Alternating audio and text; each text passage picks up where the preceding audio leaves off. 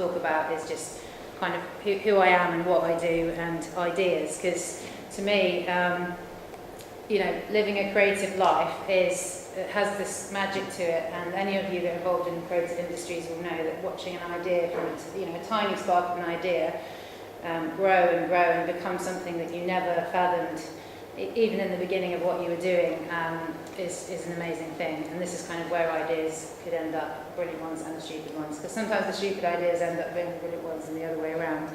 And as Simon said, I kind of divide my time between a card and gift brand called The Bright Side, which looks like this, and this is actually one of our new notebooks coming out in summer.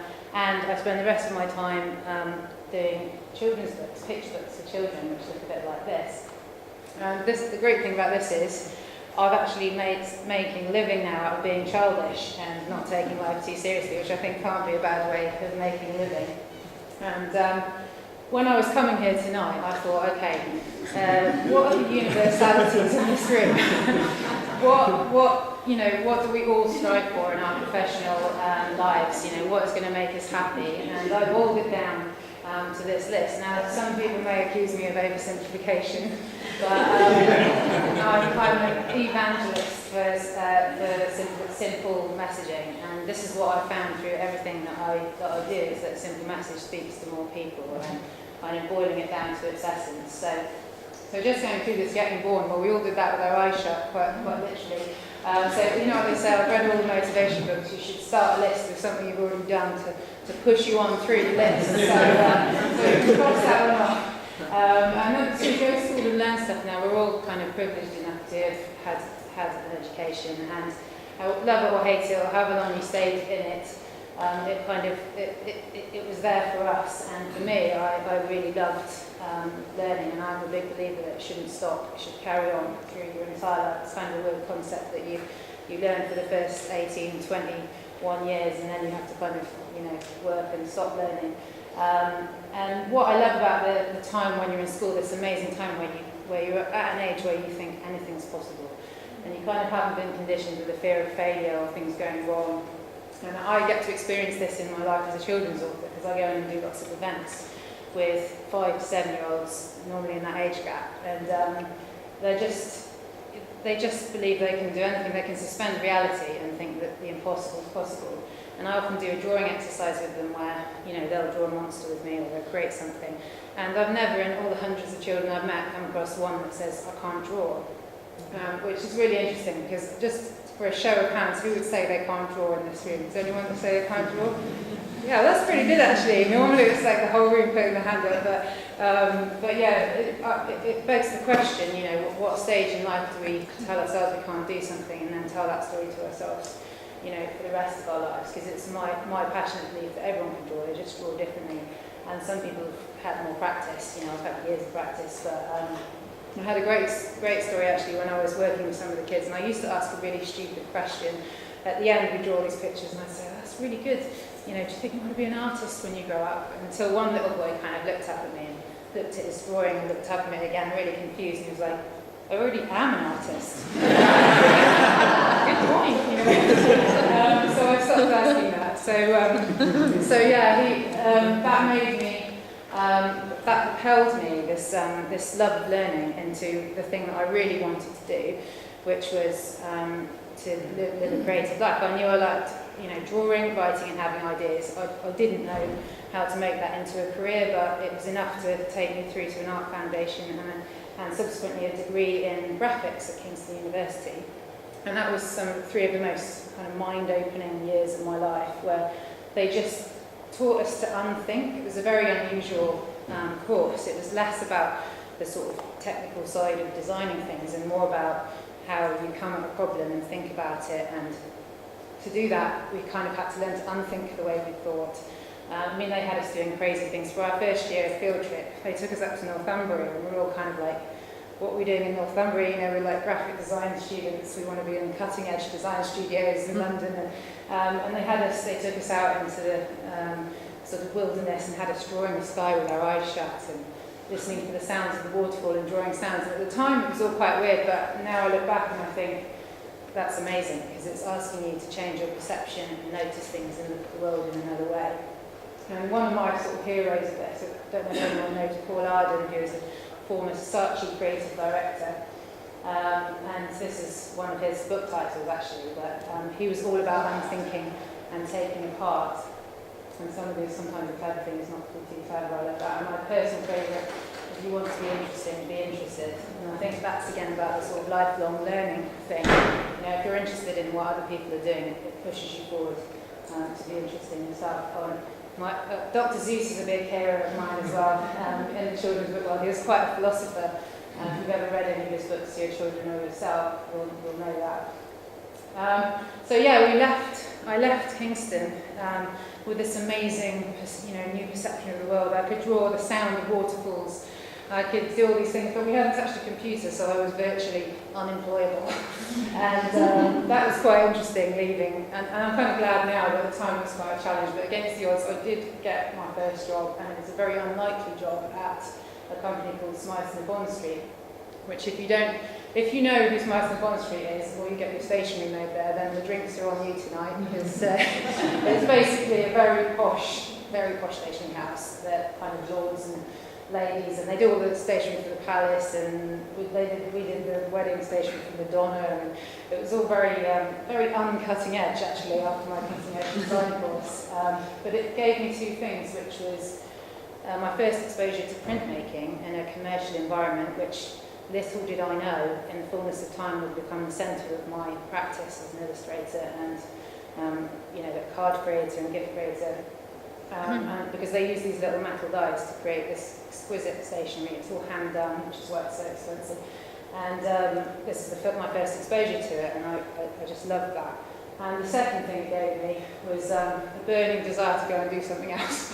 I had an excruciating commute from Kingston to Bond Street every day. It was like an hour and a half, and then I'd go and sit in the windowless office behind my computer, kind of designing packaging and stuff, and then I'd have my hour and a half commute home, and I'd think, God, there has to be more to life than this. I'd done this crazy degree that was so creative, and whilst it was a great job and a great opportunity, I felt like this can't be it, And that commute actually was when to escape that, I started to write, and what came out were children's stories, poetry, prose, a bit of everything, and this new reality started forming in my mind. Oh, I should just say, by complete coincidence, my first boss at Smythe was actually Samantha Cameron, and now I've learned down to it, and that will become clear why I'm telling you that later on in the talk.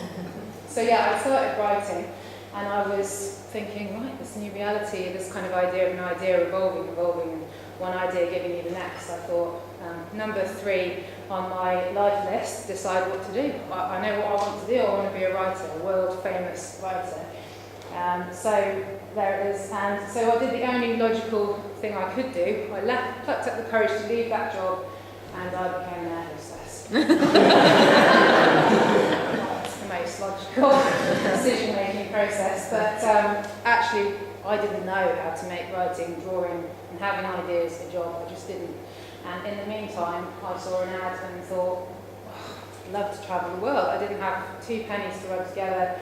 But this is where the kind of unthinking came in, because I thought I could get paid to travel the world. And 6 months later, I was kind of in Necker, and I met one of the world's most famous career entrepreneurs.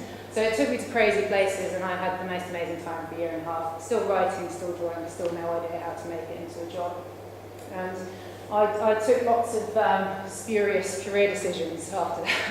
I had my own landscape gardening business. I was a lifeguard. I actually was an extra for Doctor Who, and I got taken hostage by Daleks. I did a lot of things other than what I was thinking I should do, which was to write. But what this gave me, this whole sort of period, which I've realised now looking back on it, and I can kind of start to see the line that joined the whole thing up, even though it seemed kind of random at the time, was an ability to change things and not fear change as much, because I think we're all guilty of that sometimes, is when you've been doing the same thing for quite a long time, it feels safe, and the idea of change makes you feel like maybe it's going to be worse. If I do that thing, maybe my life will be worse rather than better, so it holds you back. Whereas I'd gone through so many changes that I started to kind of actually openly look for it rather than avoid it, and I think that's stood me in really good stead ever since. So there had to come a point when I stopped kind of farting about and actually focused on what it was that I wanted to do and to get out of my comfort zone and to sort of face this thing that I wanted to do, which was writing and illustrating. At the start, that was my idea of my mind. So I actually landed a job as a writer, hooray! And to start with, I was a copywriter for an ad agency here in Bristol, actually, called 33. And we had some great clients, really big clients, and we was kind of very, at that time it was still quite glamorous, had lots of award dues and international travel, and this is me dressed as a chicken, saving budget on campaign. So yeah, glamorous, like I say. So I was doing that, and I was really enjoying it because I got to craft words, and words became my tools, and I realised I loved it. I loved kind of communicating messages, finding funny, clever ways to communicate a message. At the same time, thankfully, I had a very understanding employer who let me be part-time, and I started a master's in printmaking at UWE, and I think there was someone coming from UWE tonight. I don't know if they're here. Oh, hello. Great course. And I did 2 days a week, pretty much, learning letterpress, and my two particular passions were letterpress. There's this amazing old room in UWE full with floor to ceiling with drawers of old wooden and lead type, which obviously now kind of obsolete in the commercial world because computers came along, but have this kind of beautiful quality. And students being students, there was absolutely no full alphabets. So this kind of happy accident was born where I was hand printing and creating this kind of higgledy look, which again, little did I know then would become kind of much bigger down the line. So I was learning about letterpress and in particular copper plate etching. We learned lots of techniques, lithography, screen printing, lots of things, but copper plate etching was my sort of real love. I absolutely loved the process of it because you got lots of mistakes and imperfections, and I liked how it kind of freed up the work. And this was my first ever test plate. I just simply drew this character without any kind of, I guess, no pressure, because I wasn't meaning her to be for anything. I just wanted to work out how copper plate etching worked, which is interesting later on, because again, she went on to become something much bigger beyond that. But one of the side perks of learning about etchings is you actually get to say the immortal line. Would you like to come up and see my etchings? Unfortunately, when you actually start showing people etchings, the general reaction is disappointment after that. But what happened at this time was, I think because I spent half my time in words and half my time in pictures, there was a bit of magic about that time, and I was focused on being a children's author and whatever else came with that. And I think when you get focused and your energies are on that, then the place is an opportunity to start finding you. And, because when you love what you do, other people will love it too. And I really, really found that when I was doing this. And I had a very happy stroke of luck when I was doing an exhibition in East Bristol with the Bristol East Side Traders, because there's just such an amazing culture of creativity in Bristol, I think, with arts trails and little exhibitions. So if you're just starting out, you can feel like the opportunities are there. When I was in London, there was a much bigger divide between kind of starting out and being established.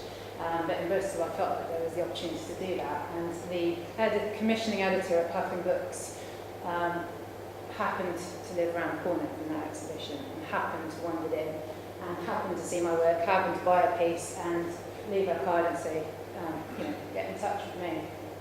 And 18 months later, and a lot of hard work, it wasn't quite as simple as that, but skipping through it, that little character that I drew on my first ever action plate became the central character of my first ever published children's book. And I thought, well, my Christmases have come at once, This is just, it taken me a long time, but like I said, I could see the line connecting all the things that had taken me to that place, and before that, I just wasn't ready. So my dad in particular was very proud of this, and my whole family were quite excited by this all happening. And I was writing in family themes, and so we're all sitting around the dinner table one night talking about this, and they were like, so what's the next story title going to be? Who's going to be starring in the next title? And you can imagine one person's face when I told them the title of the second story. But anyway, I won't tell you about all the books because there's lots of other things I want to talk about. But suffice to say, if someone had have told me that I would be working on my 8th book at the moment, and this is just a little clip of, this is how I start out doing, and I've speeded it up because we haven't got much time. I don't actually do all this fast, I'd love to go into it. If someone had told me I was going to be working on my 8th book, I probably would have laughed, I just couldn't have conceived of that. But the point is, I think you don't need to, because sometimes you can kind of scare yourself if you think too far down the line. And it was lots of fun kind of finding out. And this is just to show you, this is a solar plate etching, which is a new form of etching that I've learned how to do since relocating from Dorset to Dorset, where there's a new printmaking community, if it works. And and now, we'll skip over that, I'll show you that later. But now the other thing I get to say is that I have actually created a monster. And he's going to be he's in several adventures which I'm working on at the moment. And just one final thing on the books, which is it's taken a whole nother leap now, which I couldn't have even fathomed 5 years ago, because they've now become apps, and they literally the last one got released on Friday, just gone. And this was really good fun because we went to the recording studio, and this is the voice of Love Monster, who's amazing. Greg Palmer, he's done loads of radio foreplays and stuff, but he took on a tough breed because Love Monster can't talk, he just kind of grunts and makes noises and stuff. But what was quite exciting about this was that, and for another book, which is called Walter and Amy's Worry Suit, which is about a donkey that worries about everything and thinks about the worst case scenario and talks himself out of doing things because of it. And this spread, he's kind of competing in sports day, worrying that if he goes on the bounce off, then he's going to end up in this nightmare scenario of losing his trousers, which I think is a nightmare scenario for all of us. And when we recorded it, I didn't know what he was going to sound like. I just kind of hadn't thought about it, and the voice artist did this. I bound so high, and I'm winning so much that my trousers completely come off. And at that very moment, a TV crew arrived and films the no trousers scene, and so I am basically on TV in just my pants. And what was great about this was I had no idea he was Welsh. I don't know if it was I was like, that fits so well.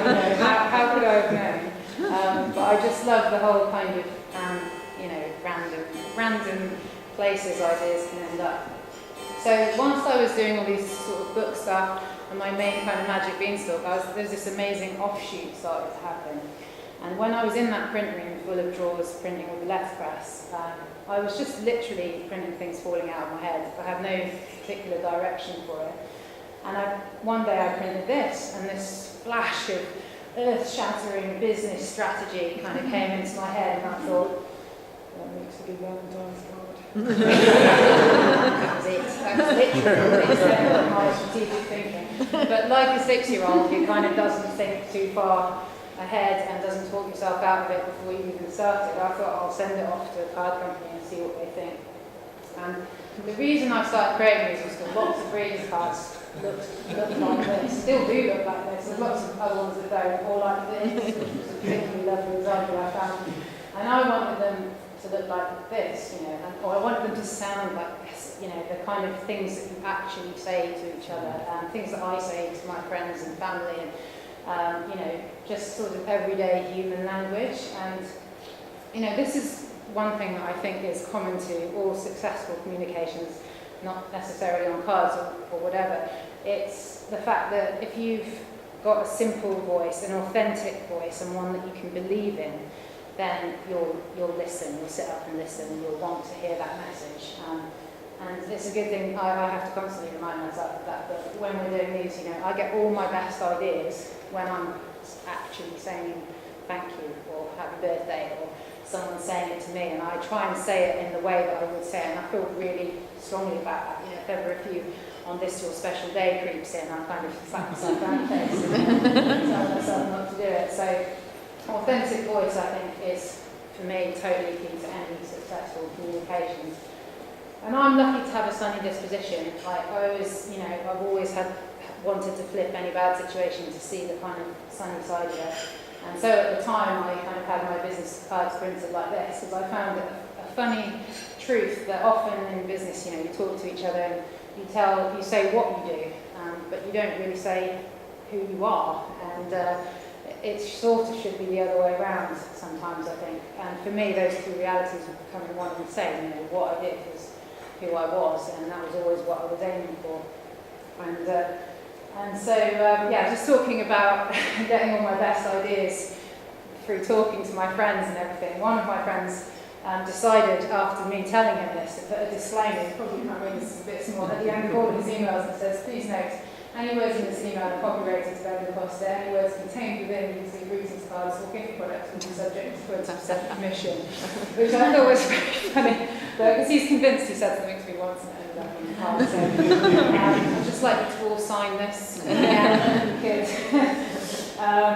Anyway, so we've done all these cards. We started off very small. It was 14 cards, and I say we. What happened was when I sent my cards off to the publisher. What happened was he started licensing my ideas. Now, I had no idea about the card and gift industry. I had no idea about merchandising and licensing. At the time, I didn't know anything about it at all. He said, this is how it works. You sell me your idea, I publish it, and then we'll see how it goes. And I was like, seems fair enough to me. And at the time, we thought, probably be a small range of cards. Most cards last for, a year to 3 years. And he said, I can count on one hand the number of times it's gone big in 25 years of business. So we just saw where it went. We had no kind of expectations or preconceptions, really. And something kind of amazing started to happen. Whenever someone bought the card, we literally had maybe 10 outlets to start with, and I think my mum found one and bought the entire range and doubled our sales overnight. But something did happen where people would send the card to someone, that person would like the card, and they would go looking for the card. So there's weird kind of exponential growth effect where there's this ripple effect of people. And what was lovely about it was there's people doing nice things for each other. They're sending a card or giving a gift, and this kind of ripple effect of niceness, which sounds cheesy, but I absolutely love it, happened with what the words said. And I think it was more what the words said than how it looked, but obviously that's part of it. And because we grew from 10 outlets to 100, and now we've got over 1,000 in the UK alone, and it's all over the world as well, which is just still totally bonkers to me. But we decided, well, let's have a go at doing some gift ideas, and I started coming up with some ideas of just stuff that I would like to buy and that I thought was funny, and it's quite scary because this is our top seller. There's a lot of people out there with evil plans, so I'm just going to warn you. This is for the lazy gardener in the life, for the happy tea drinker. In fact, we had a great, and this is another thing that's kind of happened, which is lovely, is that I get quite a lot of correspondence from people who have bought stuff, and which I think is quite unusual for just kind of an item to buy, but people really kind of take it on board like this to do make tea and fill tea bag hunting. One lady had bought it for her stepdad, and he had taken it quite literally. She sent me a photo, and I'm not joking, the tea bag was she was very unpopular with her mum. But and this is another one for the aggressive cake eater in your life. For the couple who just moved in together. So and they started popping up all over the place. And this is why I mentioned who my first boss was 14 years ago. Because I don't know if you can see it in the foreground there, a happily placed man of the moment card, which I think wasn't spontaneous, but anyway, was Samantha, who was my first ever boss, probably got no idea, but I saw that because my sister saw it on Twitter and sent it over to me, and I thought, no way. I mean, 14 years ago, nothing like this was happening. Just to say a little bit more about tone of voice and authentic voice, because I feel like I'm totally passionate about it. I think this is where a lot of companies, even individuals, when they're trying to communicate something, kind of stumble a little bit. And if you keep coming back to the authenticity, it really works. And everybody kind of knows about the innocent thing, where they started putting this really lovely, they started talking to you like you were a person rather than kind of the consumer. And at the time I was really inspired by that because I was working in copywriting and advertising. And, but it was really groundbreaking at the time. Now it's everywhere, like everywhere, it's much copied. But this was really different at the time. And I think that authenticity is super important. And, but if you get it wrong, this is why it's very different for each and every sort of entity. And if you just try and copy someone, it doesn't work. Because some companies try and do it and it just comes across as creepy and weird. I don't know if you've ever got a Valentine's card off Sky TV, because I did. And I thought, I don't want a Valentine's card off Sky TV, that's just really bizarre. And the most brilliant sketch I've ever seen about this, and I'm just going to play this very briefly, because he's absolutely brilliant. This is about how AA communicate with their... how do we go back there? How AA communicate with their customers. Now, rather like fundamentalist Islam, the AA don't like it when you leave.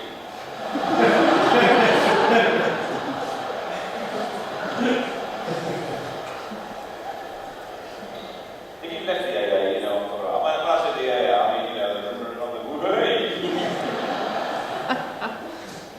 I left the AA, I did have a card, I didn't see much point in being a member. But first, you get this letter, it's a kind of a jocular tone, like, it looks like you forgot that. Here's a pen, coward. And then the next one is like, why haven't you mentioned? Finally, you get a letter like this. Dear Mr. Bailey. I know, it's that scary.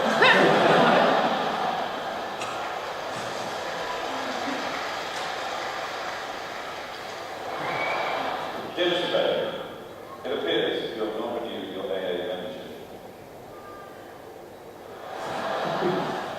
Picture the scene. A lonely stretch of the B3174. A car that refuses to start. That car is yours. The right driver is you.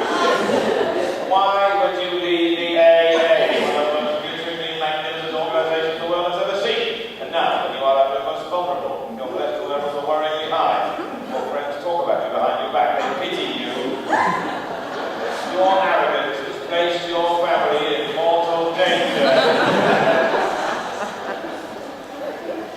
From the light into the abyss. Without us, you're nothing but a pitiful roadside maggot, crawling along the edge of a straight razor, crawling. Please let me know if you read it. Oh, I love that, because it's so true, you know. I think at some point along the line, often companies forget that they forget what the experience is for the person reading the communications. And I think the important thing is to always think about what that person will want more than what you want to achieve. So whenever I'm thinking of a card or a gift or anything, I think of how it would feel to be the person getting that, rather than kind of what I want to get out of it. And the point at which it becomes about what I want to get out of it, I would hope to not be doing it anymore. This is a good example, because I was having problems buying gifts for the difficult to buy men in my life, and I had this idea for the mountain, and my publishing partner wasn't sure about it, so we'll give it a go. And it turns out a lot of people were having difficulty buying something for the difficult to buy for a man in their life, and within, I think, 2 months, we sold like 40,000 of these tins, and there's a lot of men with lead screws and pointed stuff out there. So, sorry, men. And this, we're talking about the evolution of the idea. This spawned a whole man range. This is one of those things in the man range. We've done all kinds of things, but this was really good fun to work on. And yet another example of somewhere that I never expected to take the direction of it. It has literally been, if it makes me laugh, if it's still making me laugh, if it's still making me laugh. And then, from that, I've gotten to kind of flex my philosophizing muscle, if there is such a thing. It's kind of philosophy light, but you know, I come up with these things, and this is what I use a lot actually when I'm talking to anybody that's interacted with the bright side or me as an author on social media, because for a long time I kind of thought, you know, why do I have a Facebook page for this, or why do I have? And I thought it's because it's a conversation and it's a chance to like interact, and like I said about the lady sending in the picture of the teabag mountain and people kind of having fun with it.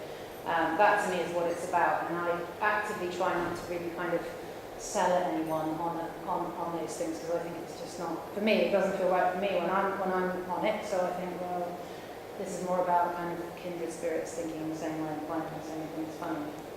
And this is just another one of those. Again, flipping things on my head. Oh, I've spoiled the surprise. But what I was going to say was, on that life list, you know, the fifth thing was get massively successful, right? So how do you know when you've got massively successful? And the point is that success is different for every single person, and to me, success is just achieving something that you set out to achieve. But how do you know how far you can take that? How do you know if you've really reached the pinnacle of success? And I've got a story to share with you, because about 3 months ago, my card publishing partner phoned me up and said, I've got an idea. And I was like, oh, this sounds good. He said, I want to expand the pet range. He said, and I think we should do a pooper scooper. And I was like, there's this huge kind of silence, and then I burst out laughing on the other end of the phone. And he said, he kind of got quite offended and was like, don't you like my idea? You know, I think this is a great idea. And I was like, no, it's not that. I just want the record to show that it's 2:30 on the 27th of February and I'm peaking. I am peaking with the pooper scooper. It just doesn't get better than this. So, and I sat there for a while considering if it was the right thing for the brand and should we do it. And I thought, of course it is. Don't take life too seriously. So I was going to throw it out to the audience for suggestions, but maybe that's asking for trouble. And this is it. The immortal line of music will be you pooper I scoop. I'm going to have one framed on my studio wall for the moment it all came together. Now I'm going to ask you to humour me, because I'm almost finished, but I'm kind of going back to my children's book reads here.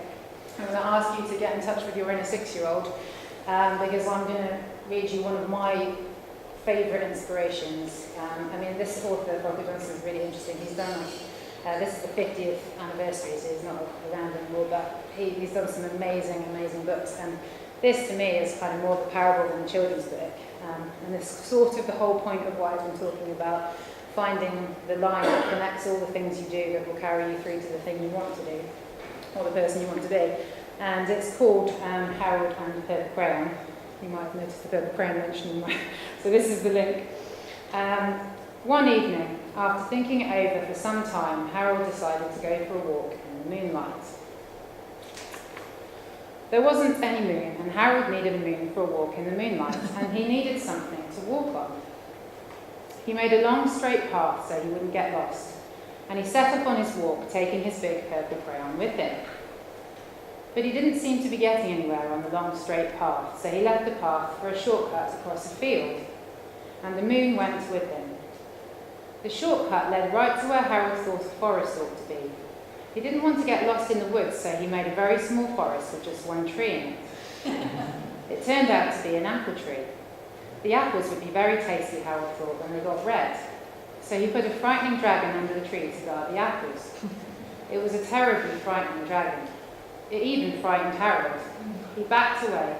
His hand holding the purple crayon shook. Suddenly he realised what was happening. But by then, Harold was over his head in the ocean. He came up, thinking fast, and in no time he was climbing aboard a trim little boat. He quickly set sail, and the moon sailed along with him. After he had sailed long enough, Harold made land without much trouble. He stepped ashore on the beach, wondering where he was. The sandy beach reminded Harold of picnics, and the thought of picnics made him hungry, so he laid out a nice, simple picnic lunch. There was nothing but pie, but there were all 9 kinds of pie that Harold liked best. When Harold finished his picnic, there was quite a lot left. He hated to see so much delicious pie go to waste. So Harold left a very hungry moose and a deserving porcupine to finish it up. And off he went, looking for a hill to climb to see where he was. Harold knew that the higher up he went, the farther he could see, so he decided to make a hill into a mountain. If he went high enough, he thought, he could see the window of his bedroom. He was tired and he felt he ought to be getting to bed. He hoped he could see his bedroom window from the top of the mountain. But as he looked down over the other side, he slipped, and there wasn't any other side of the mountain. He was falling into thin air, but luckily, he kept his wits and his purple crayon. He made a balloon and he grabbed onto it. And he made a basket under the balloon big enough to stand in. He had a fine view from the balloon, but he couldn't see his window. He couldn't even see his house. So he made a house with windows, and he landed the balloon on the grass in the front yard. None of the windows was his window. He tried to think where his window ought to be. He made some more windows. He made a big building full of windows. He made lots of buildings full of windows. He made a whole city full of windows. But none of the windows was his window. He couldn't think where it might be. He decided to ask the policeman. The policeman pointed the way. Harold was going anyway, but Harold thanked him. And he walked along with the moon, wishing he was in his room and in his bed. Then suddenly, Harold remembered. He remembered where his bedroom window was when there was a moon. It was always right around the moon. And then Harold made his bed. He got in it, and he drew up the covers. The purple crayon dropped on the floor, and Harold dropped off to sleep. And I just love that tale, because to me, it doesn't matter how old you are when you read that story, it makes you kind of think about how we're all drawing our realities as we go along, and that kind of that 6-year-old thing that anything's possible. And if any of you just came for the free purple crayon, I've made you sit through the whole thing. There is a purple crayon on every single chair leg on your left-hand side, which I arduously stuck on earlier. And so I want you to, and the point of that is to say I would implore you to use your, be a purple crayon wielding captain of your own destiny. And with the next one, and that just leaves me with number 6. So how could I possibly leave without leaving you on?